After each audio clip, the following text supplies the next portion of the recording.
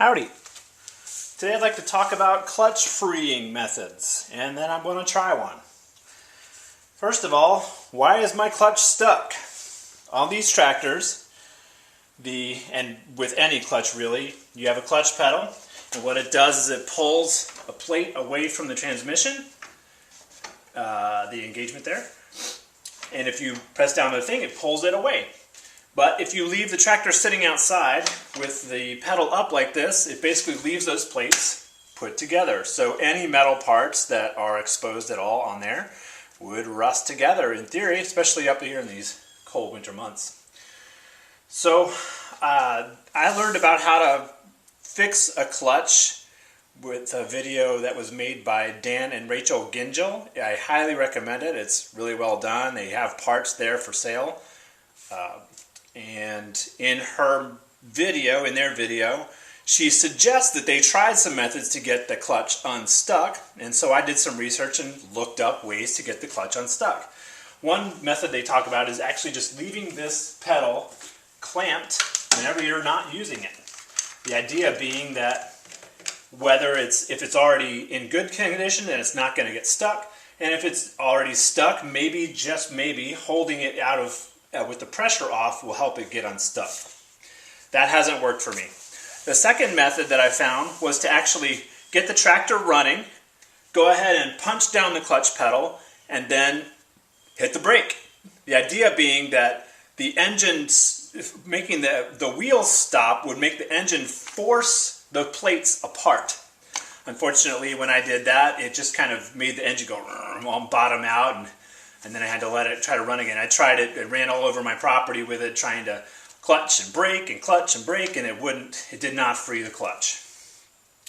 Another method that I'm not going to try, because I don't have the means to do it, you're supposed to have help with it, is to actually raise up the tractor, get the thing running, get the tires spinning, and then drop the tractor in the hopes that just the tires hitting the ground would break those plates apart, just free them apart. I'm not going to try that. Of course, it's dangerous. Another thing is you have to have somebody else there to help you and enough space to be able to run after you drop it. I just don't want to even do that. The next method is to actually take the starter off and use some kind of brake cleaner or carb cleaner and spray the flywheel that's in there. This is the joint in the engine where the clutch is right here, I believe. And so the idea is that you take this off. The starter goes all the way in here a bit. So in order to take this off, I'm going to have to remove the oil filter, and I'll probably take this air cleaner hose off, and of course remove the battery cable, or the starter cable, and then just spray brake cleaner in there in the hopes that I can just get it to release, like break up that rust. It'll drain out the weep hole at the bottom, they say, and then the hopes is that it would then free it. Now I won't be able to test that unless I also lift up the back and make it so that I can try to start the engine and then get it running in order to see if it's worked. Because it's when I hit the starter, the tractor moves, that proves that the clutch is still stuck. I personally don't think that's going to work, but I am going to try it because that's the least expensive way to do it, after the ones that I already suggested. And of course, if none of those work, then what you have to do is actually replace the clutch, which I have this set up to do. You have to hold on to the front of the tractor, prop up the back of the tractor, and then remove these bolts and split the tractor in half, and then replace the clutch components that are right there. So I've already removed my muffler. It was coming over here because it's just in the way. I was going to replace it anyway. And now I'm going to get set to taking the oil filter off, and then maybe this air cleaner hose, and then pull this starter out in the hopes that I can get in there and spray the flywheel. So that's what I'm going to do now. Air intake hose. I removed the oil filter, and I removed the starter from this position right here. Here's what the starter looks like. It's pretty heavy.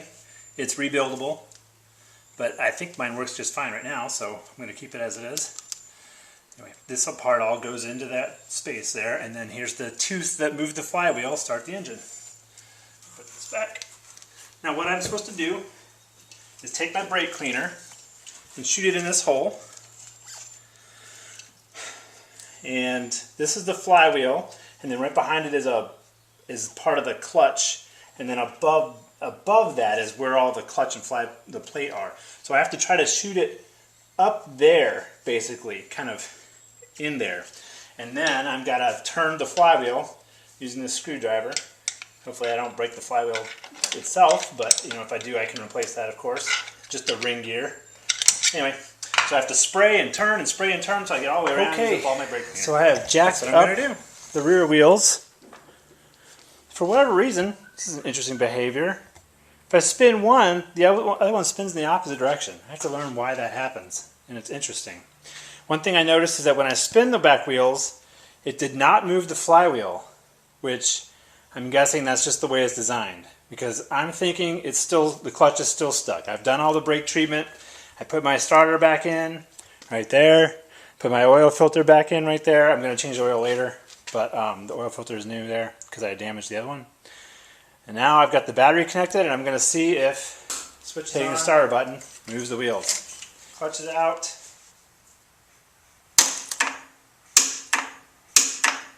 Huh. No engagement. I wonder if the solenoid is kicking in. What have I got here?